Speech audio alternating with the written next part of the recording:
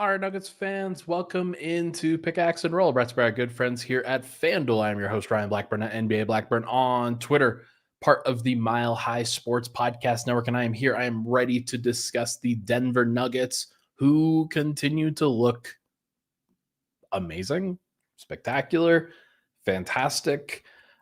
Pick and adverb or adjective or adjective. That's the one. Gosh, been a little bit too long since I've been in school.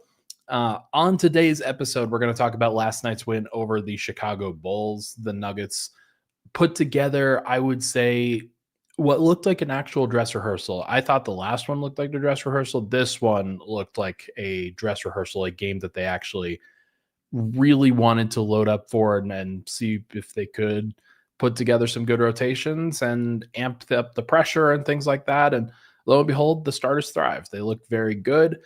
The bench still has some questions. I'll pull up the rotation chart as well, just so that people can see that and see what the Nuggets ultimately decided to do. I think it's very interesting, and we'll get into it all on today's episode. The bench still has some concerns for me. There's not a lot left to prove on Friday. We'll talk about those things in the second segment. But for now, let's talk about Jamal Murray. Jamal Murray scores 30 points last night. It was not his most efficient game that he's ever had. 9 of 18 from the field, only 2 of 8 from 3. I mean, imagine what would have happened if he had shot 3 of 8 or 4 of 8 from 3. He went 10 of 10 from the free throw line. His actual shot chart in this game was really impressive. It was almost entirely at the rim or behind the three. There have been very few mid-range pull-ups from Jamal this year in this preseason. I find that fascinating in terms of the overall breakdown of his game. And I wonder if a lot of that is maybe it's David Adelman's influence, maybe it's Jamal has always wanted to play like this, but now he feels like he's physically capable to kind of get to those places. Oftentimes in years past, it felt like the mid-range jumper, while an excellent last resort, was often a last resort for Jamal, especially kind of in that late shot clock area. Now he's getting to the rim, taking threes, drawing fouls, just doing things a little bit more efficiently. And I think it's going to benefit him tremendously. I mean, he looks great. 30 points, only 2 assists, 2 rebounds. It wasn't like the most productive game that he's ever had, but he played some great defense. He's been attacking the paint. He's been doing a lot of important things. And it just feels like the Nuggets are like in a good place, in particular because of what Jamal Murray is doing and because he is starting things out well. He is taking on responsibility and putting himself and the Nuggets by proxy into a really good position to thrive early on. The way that the Nuggets have attacked the beginning of the year, it's night and day from last year. I mean, you remember what happened in the preseason last year, right? Denver goes to Abu Dhabi. They have multiple training camps as a result, kind of like this one, but it felt different. And Denver, like they didn't play their guys as much. They were a little bit banged up. They were giving up a million 3-pointers. The effort was not great. Like the effort is so much better right now, and I feel like a lot of it is because they're taking on. It's a widespread thing. I don't want to overly credit Jokic and Murray because that's not really reasonable. Like all these guys are professionals and they've brought it. Murray has brought it especially. Jokic has brought it especially. And having guys that set a good example like that make things a lot easier for everyone else to be able to justify, oh yeah, like if they're doing it, why can't I do it? If they're doing it, what excuse could I possibly have to not get this done? And so from top to bottom, it just feels like the Nuggets have approached everything the right way. There's not a lot of isolation basketball. It's very mixed. It is a lot of actions. It's a lot of principles that they are trying to work on. On the defensive end, it's not a lot of hands raising in the air like, oh, my bad. It is proactive, and it just has a completely different feel. Murray, I think, is a great example of both of those things. Even when the shots weren't like fully dropping for him in any of the first 3 preseason games, he was getting after it on the defensive end. The actual level of athleticism and physicality and quick twitch that he continues to play with is genuinely impressive. And the fact that Denver is now in this position, they're going to benefit from it. I think that's it's very exciting to see. So he looks good. I have a number from FanDuel that I found pretty interesting when I saw it. According to FanDuel, Jamal Murray is plus 30,000 to win the NBA Cup tournament MVP. And I find that to be a very interesting number because Jokic is plus 1,200. He's not like, this is the early portion time where guys either they're going to really amp it up for those kinds of games or they're not. And the Nuggets have never really been in a position where they could amp it up and really attack an early season trajectory like what the NBA Cup tournament really provides. Murray, I think, is a good bet here. Like, I'm not doing this necessarily to give you guys amazing tips, but you think about the odds, like, okay, if Denver does win the NBA Cup tournament, there are really 2 options for who could win the tournament MVP. One is way more likely than the other in Jokic, and that's why he is plus 1,200. But plus 30,000? That's worth throwing $1 on. I will probably do it later today. But either way, it's interesting odds, and I think would be a pretty good representation of if the Nuggets were to win the NBA Cup at the beginning of the year. It's not like it matters tremendously to the rest of their season. Like, I don't think any NBA Cup winner has also gone on to win the NBA championship yet. But usually the great teams find their way into the NBA Cup. And so I'll be interested to see if the Nuggets can really amp things up and get things done. It'll be fascinating. So Jamal looks good. He staggered with the second unit in the second half. His rotation, not super, like, it was actually, he staggered with it was actually a very interesting second quarter rotation. He staggered in both halves and ultimately would have finished out the game. He was basically on pace. If he gets about a 4-minute break there, he would probably play about 33 minutes in a game like this, which is pretty reasonable. Even if you're staggering, like, usually you have some troubles that might get up to about 35, 36, 37 minutes in some of those cases. If you feel overly needy for a player like that, hopefully the Nuggets don't have to play these guys too much. It feels like everybody's been pretty straightforward in terms of the amount that they're actually playing. But lots of interesting combinations in this particular game. I'll focus more on this one. I'll actually pull this up for the second segment as well, but just seeing and visualizing this, the second quarter rotation was about the weirdest we've actually seen so far. And I'm curious to get you guys' opinions on what David Adelman was doing and why certain things were able to make manifest there. The Murray, Cam Johnson, Peyton Watson, Aaron Gordon, Jonas Valanciunas lineup, that was the most interesting lineup he's deployed all preseason. I find that fascinating. What's next? Let's talk about the starters. And the overall levels that everybody was able to reach. I mentioned Murray, 30 points. He was only plus 15 because the bench had some struggles for sure. Christian Braun plus 21. He did not necessarily have a massive scoring game in this one. 3 of 7, 0 of 1 from 3. Finally missed a 3 in this particular game. But he did add 7 rebounds, 5 assists, and 2 steals. in this particular game. He was a little bit more involved on the defensive end. I like the way that he was playing. He didn't always come away with a steal or a stop, but there were plenty of opportunities that I saw where he really attacked the dribble of the ball handler as opposed to, I've talked about this before, as opposed to sitting back and trying to shadow them, trying to prevent them from getting to the rim. He was a lot more proactive in trying to poke the ball away and trying to be disruptive. And I do think that that is the next step for him defensively. It's not just about reading coverages and things like that, although that would really help. It is about getting more into the opposing offensive player. And he did show that. There's some good stuff there. Although Josh Giddey played great.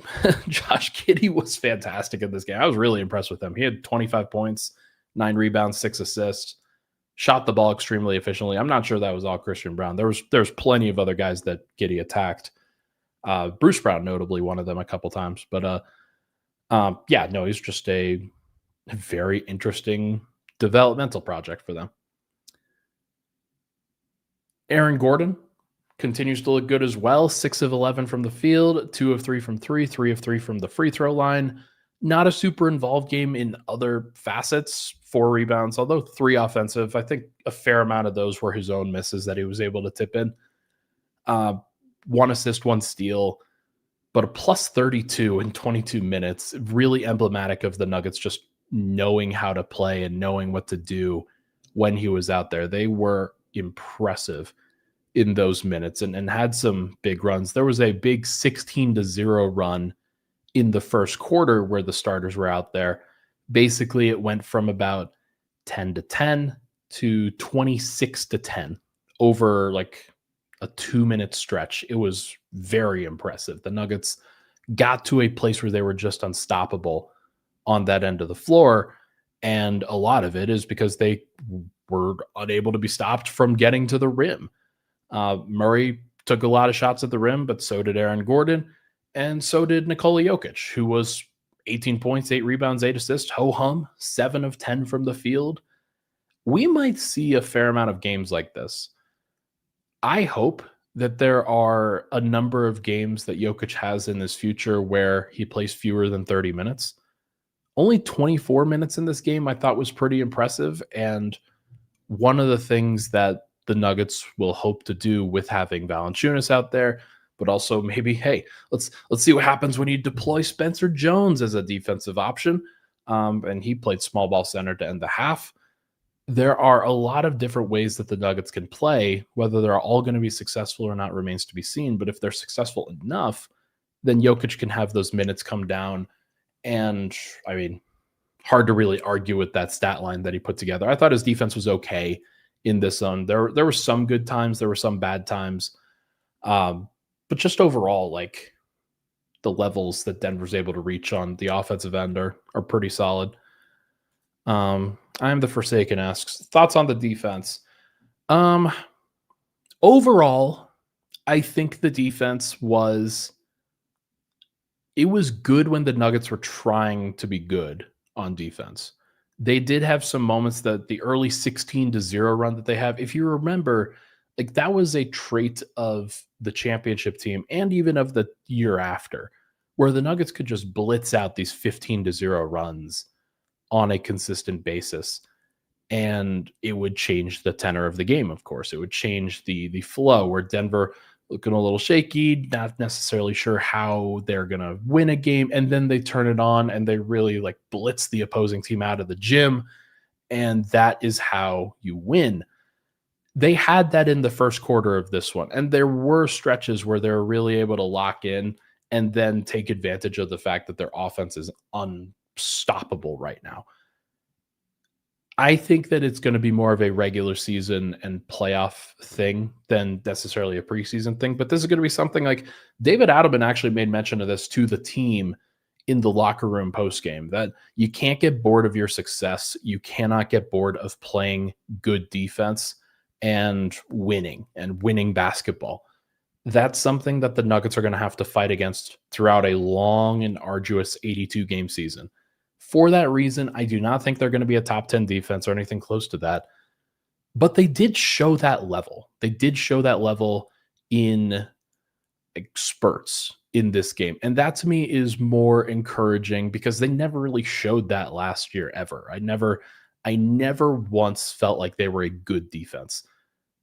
Tonight or last night, I felt like, okay, there's something there. I don't think that it's going to be that crazy. And the overall number that they finish might be around 14 or 15, kind of like in the championship year. But it just wouldn't surprise me if it took everybody off guard. The last thing I will say on the starters is Cam Johnson, 2 of 7 from the field, but he did go 2 of 4 from three and 5 of 5 from the free throw line. I think a lot of people are overreacting to some of the misses. He did have some bad ones. I'm not going to like sit here and make excuses. There was a DHO that he curled into the lane and then tried to throw up a layup that he airballed. There was a missed layup, I'm pretty sure that he had. There was another 2-pointer that he missed. Not necessarily perfect, but there was also a couple of nice plays that the Nuggets generated for him to get some threes. And I just think that, like, again, plus 21 in 22 minutes, it is not entirely because of everybody else that is happening. Cam Johnson's a part of that unit, and his overall level of movement and attraction, and like I'm going to use the word gravity here, his overall gravity and the dangerousness that he provides gives everybody else a little bit of breathing room. And his ability to move on the perimeter freed up the Nuggets to attack the paint with reckless abandon on a consistent basis. In the previous game where they attempted 42 threes, it was his movement around the perimeter that helped Denver generate good open shots on a consistent basis. That's the thing. Like, he is generating good shots, whether it's for him, whether it's for other people. The Nuggets are taking and making great shots while he's out there. And that to me matters more than just about anything else. I'm going to take a quick look and see if I can find it. I want to see if I can identify his preseason numbers.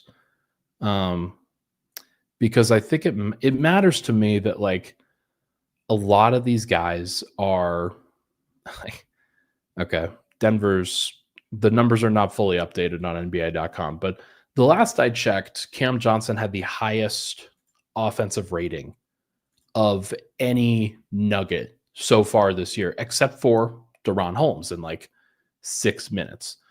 I think that matters. I think that is an important piece of this. That's it may not be Cam's individual contributions that push Denver up into that upper tier, but I think him just being out there and doing the things that he's supposed to do, even if it's not making every shot, that's going to elevate Denver to crazy levels. This Nuggets offense is going to be insane throughout the year. I'm really looking forward to it, especially with that starting unit. 135 offensive rating for that starting unit. Come on down. Let's see it. All right. Let's take a break. When we come back, we'll talk about the bench and some of those lineups that I showed a little bit earlier on the rotation chart. I've still got some, not concerns, but questions. And then, is there anything left for the Nuggets to prove on Friday in their preseason finale? We'll talk about it next here on Pickaxe and Roll. This podcast is brought to you by Delete Me. Delete Me makes it easy, quick, and safe to remove your personal data online at a time when surveillance and data breaches are common enough to make everyone feel vulnerable. Data brokers, they profit off of your data. It's a commodity. Anyone on the web can buy your private details. This can lead to identity theft, phishing attempts, and harassment. Have you ever been the victim of identity theft, harassment, doxing? If you haven't, you probably know someone who has. Delete Me can help. Take control of your data and keep your private life private by signing up for Delete Me. Now at a special discount for our listeners. Get 20% off your Delete Me plan when you go to deleteme.com/hit and use promo code HIT at checkout. The only way to get 20% off is to go to joindeleteme.com/HIT and enter code HIT at checkout. That's joindeleteme.com/HIT, code HIT. All right, we are back. Pickaxe and Roll, Ryan Blackburn here. I'm getting DMs to be asked to go talk about newest Sacramento King Russell Westbrook, who finally signed and is going to be a member of the Sacramento Kings. That's been a long time coming. I'm curious to see how that works out. Obviously, I don't think that their rotation makes a lot of sense. Sorry, I'm typing out something real quick. Especially with how many guards they have on that side of things, but like they've just got a lot of guys that have the ball in their hands a lot and are going to need the ball in their hands a lot. But who knows? Maybe I'm wrong, and maybe Russ will find an opportunity. It does feel like he could outplay Dennis Schroeder and then become their starting point guard. That wouldn't surprise me in the slightest. Whether that's the right thing for their team or not remains to be seen. But we will see. Congrats to Russell Westbrook for staying in the NBA. Congrats to Sacramento Kings fans who will enjoy the up and down nature for sure. Maybe the Nuggets can go trade for Devin Carter and go pick up another ball handler. That would not be the worst thing in the world. Okay, let's look back at this rotation chart here. It's from last night. As you know, Denver played basically everybody, and what it ultimately amounted to was a dress rehearsal. This was a real rotation that the Nuggets decided to deploy. I'm not necessarily like, obviously they're not going to take Jokic out of the first or the last 4 minutes of the half. I don't know if that was entirely due to foul trouble or anything like that. Maybe it was, and maybe Jokic has to be a little bit better and more controlled on the fouls. I don't remember when he picked those up. He finished with 4 in his 24 minutes, so maybe there is something to that. But I'm interested in getting your guys' thoughts. Tim Hardaway Jr., Peyton Watson were the first 2 guys to come in off the bench over Bruce Brown. Last night, Jamal Murray was the one who, like, he stayed out there for a little bit longer, but then he also did come back in the second quarter. Aaron Gordon had a very distinctly different rotation than what he normally has. He played the first 6 minutes of the first quarter, then he played the first 10 minutes of the second quarter. That was fascinating. David Adelman's trying different things, and his ability to kind of blend different lineups together, I'm curious about. He also made mention of this to the team last night, and it's something that I very nearly asked him, but decided to hold off because there are going to be plenty of opportunities to ask. So often when you want to expand the rotation, when you want to play 10 guys, 11 guys, like Julian Strawther didn't play last night until the fourth quarter. That matters to me.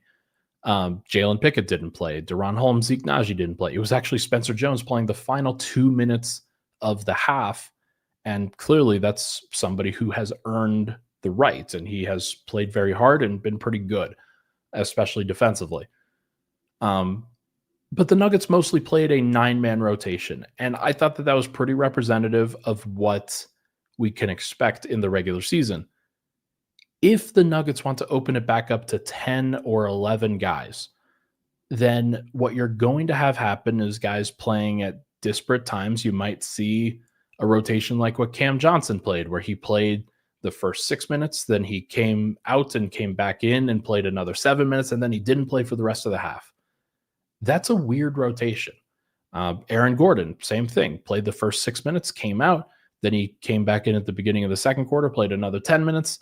That is a weird rotation. It's different. Murray also came back in. So they had 3 starters check in at the beginning of the second quarter. And then Jokic came in a little bit sooner than expected and played power forward. So, like, I don't know what the overall rotation is going to be. And I am not sure if David Adelman knows either. I think that was one of the concerns heading into camp and heading into preseason, and now, frankly, heading into regular season. I think that David Adelman is not entirely sure what his best looks are, and I would be shocked if anybody knew, because Bruce Brown, Tim Hardaway, Peyton Watson, Jonas Valanciunas, they're all probably going to play. They've played some with Murray. They had some different minutes and played with Christian Brown in that third quarter. But like, is there any player, is there anybody that you feel tremendously good about that can transcend all of the different lineup combinations and be out there no matter what? Peyton Watson looks like he could do that. I think that there's like his overall level at preseason has been pretty good. 12 points in this last game, only went 3 of 7, but also went 6 of 7 from the free throw line because he's been very aggressive, found some good opportunities. Did have 3 turnovers. That I think is a concern, but still an interesting note nonetheless. Jonas Valanciunas, he was subpar, I'm going to say, in this last game. 2 of 5 from the field, 0 of 1 from 3. I'm not sure how much the three-pointer is actually going to be a weapon for him. It's probably going to be something that he breaks out once every other game as opposed to something that he's consistently using. Defensively, Valanciunas really struggled. There were a couple of possessions where he was fine, where he made some good plays, but Ayo Dosunmu and other quicker, more athletic players were able to kind of get right by him. And then, like, the Bulls still found ways to be impactful on the offensive glass, on like that short roll area. Zach Collins outplayed Jonas Valanciunas in this last game, and that's not encouraging. Javon Carter was absolutely dominant in this game, and he went against a couple of guys, but for the most part, the name that stands out to me is Julian Strawther, who came in the fourth quarter and really struggled to track Javon Carter around the perimeter and was unable to make an impact against him. He had 17 points on 11 shots, 7 of 11 from the field, 3 of 6 from 3, 3 assists, 0 turnovers, was a plus 12 in 21 minutes. Javon Carter was. And to me, if you're going to get into the rotation, that's an opportunity that you need to prove. You need to be better than Javon Carter. You need to be really locking in on the defensive end and showing, okay, I deserve to be out here. I'm going to prove exactly why and how that is. It just wouldn't surprise me if the Nuggets started with 9 and they decided, yeah, we're going to play our 5 starters. We're going to rotate 1 or 2 of them to the bench, and we're going to play 4 primary bench guys. And that's just going to be how it is. That's the only way that you can get a whole bunch of minutes to 4 different guys. If you start adding a 5th guy, guys play fewer minutes. If you start adding a 6th guy, guys play fewer minutes. And the rotations get that much more confusing as a result. Players are they like their creature comforts. They're creatures of habit. That's what I'm trying to say.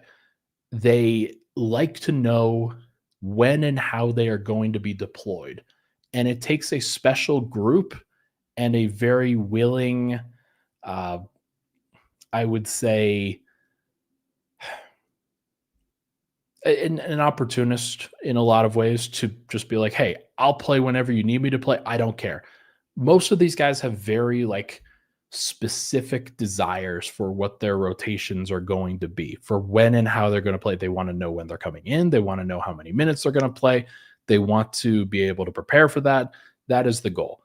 And I don't know if Denver's going to be able to do that a ton this year, because I'm not sure if we've seen an established pecking order quite yet, other than the 4 guys that are playing right now. So it's going to be interesting to track. I'm curious to see who handles it best, who doesn't handle it best, who are the guys that really take it personally and show the coaching staff that they deserve to be out there, and who are the guys that pout, who are the guys that kind of don't necessarily agree with that perspective and decide I should be out there. I'm mad about it. It is something that I know that David Adelman and the Nuggets coaching staff are considering, that they are focused on. So we will find out how it goes. Tim Hardaway Jr. also really struggled from 3. The way that he's moving around and the kinds of shots that he's generating are still pretty good, but there are probably too many threes that he is attempting that aren't awesome ones. There are some that are very open, but to me, it is interesting just looking at this box score. Peyton Watson attempted 0 threes. Bruce Brown attempted 2. Jonas Valanciunas attempted 1. Tim Hardaway attempted 7. Like that is going to be the pressure point for the Nuggets. If they don't add somebody like Julian Strawther out there, somebody like Jalen Pickett out there, those other guys are not going to take an extensive amount of threes. Tim Hardaway Jr. is going to be the only guy. So if he's not making them, you're probably not going to get a lot of three-point production from the bench, which means you're going to have to stagger some three-point shooters, which is a Jamal Murray sign. That's a Cam Johnson sign. Maybe Aaron Gordon is playing a little bit more at the second unit. But that just would not surprise me at all. Real One asks, Jokic 0 threes in preseason. Are you worried? No, not really. Like, I think if you're worried about his numbers specifically, then yes, I would be worried. I do not think that Jokic is going to be averaging 30, 13, and 10 again. I think it's probably going to be closer to 24 to 25, 12 rebounds, and I was going to say a higher assist number, but I'm not sure if we're going to get a higher assist number. Maybe it's like 10. Maybe it's about 10 still. 24 to 25 points, 12 rebounds, 10 assists. The overall scoring numbers are going to be down for him, but that's a good thing. You do not want him to be carrying a heavy usage, as many touches as he's going to get. I think lowering the number of touches that Jokic gets on a consistent basis is a good thing for Denver because it should, in theory, keep him a little fresher throughout the year if he doesn't have as much responsibility. The other thing is, like, if you just get those minute numbers down, you play him 33 minutes instead of 36 or 37, that should also help. So I don't have concerns. I think that no matter what he does, he's going to be fine. He's also making that long too. So like, is it that much of a concern to think that he can't step out and make the three? No, I think he'll probably be fine. Is he going to shoot 45% again? Probably not. I think that would be unrealistic to say. He's probably more of a 38 to 40% three-point shooter at this point. So we will see. Real One asks, how does SGA carry heavy usage? He needs to shoot more. I don't think Jokic needs to shoot more. Like, is this an SGA thing or a Jokic thing? SGA is also younger. Like, he has taken on less of a responsibility and burden than Jokic has over the course of his career. And he, I think you're too worried about numbers and not enough about winning. Like, Jokic is too unselfish.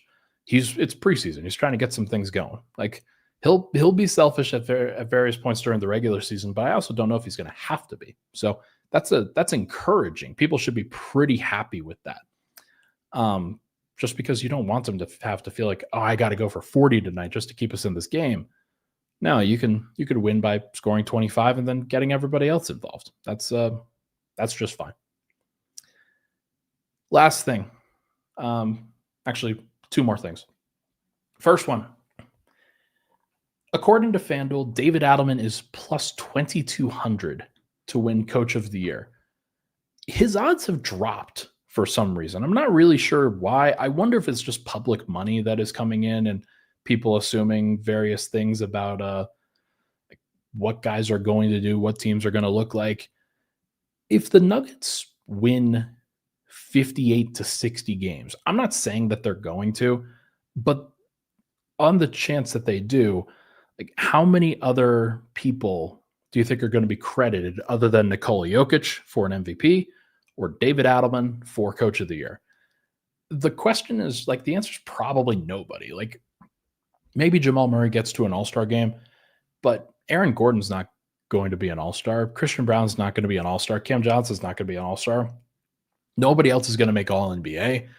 If the Nuggets are in a position where they go from 50 wins this last year to 58 or 60 in this upcoming year, how many other Coach of the Year cases can there possibly be that, like, if Adelman is actually helping Denver play better defense, if he gets them to be the best or second best offense again,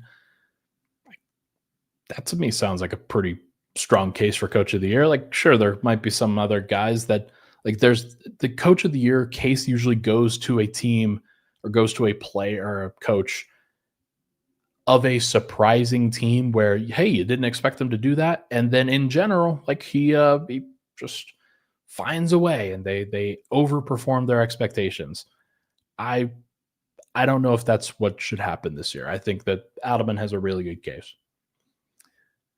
And now finally, is there anything that the Nuggets have to do in preparation for Friday? I don't know. I don't think that there's anything that I have specifically that I think Denver needs to accomplish. I think for me, I would like to see Deron Holmes play an extensive amount.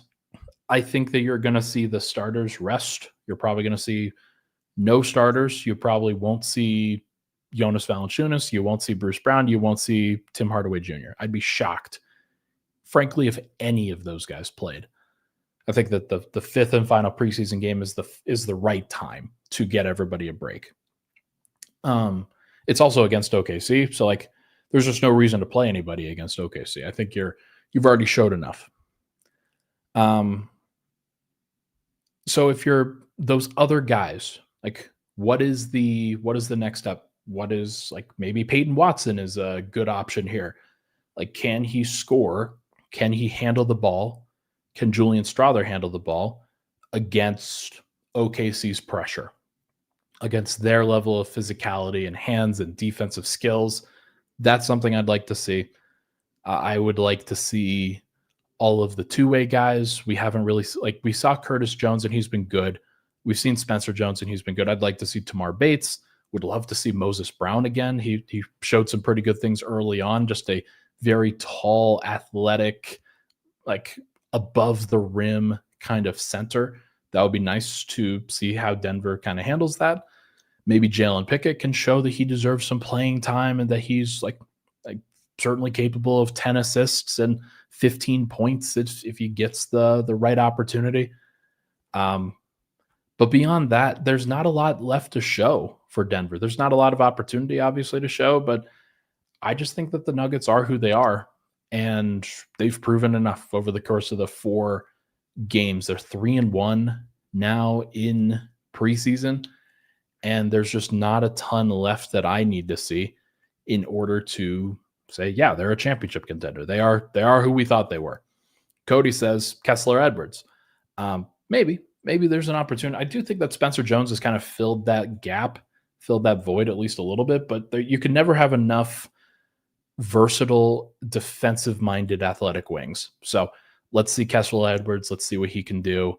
You probably get Peyton Watson and Julian Strawther and Jalen Pickett for a half, and then you really start to turn those other guys loose. So we'll see what they do, but I'm looking forward to it. It's been a lot of fun, and I do think that the Nuggets are now in a position where you can feel good about the way that they're going to start. Whether that actually happens or not remains to be seen, but I think like I'm pretty close to predicting that they're going to win a lot of games. And I'll kind of go through it with you guys maybe on tomorrow's episode. All right. That is going to do it for this episode of Pickaxe and Roll, brought to you by our good friends here at Mile High Sports and FanDuel. Thank you so much for tuning into the show. Like I said, I have an episode tomorrow, and then I'm going to be live at number 38 on Saturday. Number 38, of course, the bar affiliate that we have here at Mile High Sports. We've got the Mile High Sports booth over there. I'm going to be doing that every single week. So very excited to be out over there. I'm going to be going live at about 11 a.m. It'll be a little bit early in the day. Maybe you won't be over there at that point, but if you happen to be in the area, in the Rhino area, stop by, say hello. Would love to see you guys. Would be really nice to shake some babies and kiss some hands. That would be great. Everybody, have a great day. Have a great rest of your week. I will talk to you guys tomorrow.